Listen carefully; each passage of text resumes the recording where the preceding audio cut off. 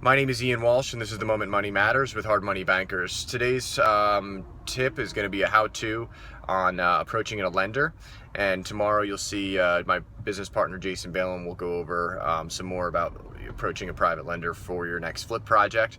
But one thing I want to mention is when you're on the phone, if you have a local private lender, which is who you should be using, you want to definitely, they're going to be listening to the conversation and deciphering what you're saying to them and understanding how much risk they're willing to take on, based on the conversation you're having with them. And there are things that you can say that are definitely red flags versus not. And I wouldn't say a lot of people get concerned that it's their first time flipping, which is not a big deal.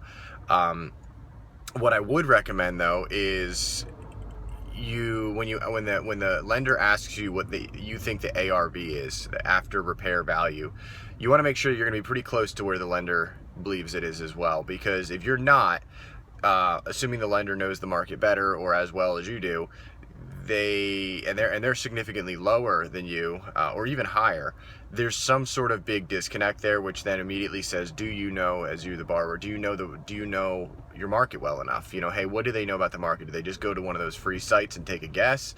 Do they know something maybe I don't? Lenders aren't always right, but they've got to be careful if things aren't lining up. So always spend a lot of time on your ARV and knowing your market, which goes back to the Monday's video, in terms of what you think that's going to come in at, because your lender is paying attention to, or should be paying attention to, what you think that is. So if you like what we're doing here, tomorrow we have the Jason Balin video coming out, Hard Money Bankers of Pennsylvania on Facebook, and Ian Walsh on Facebook.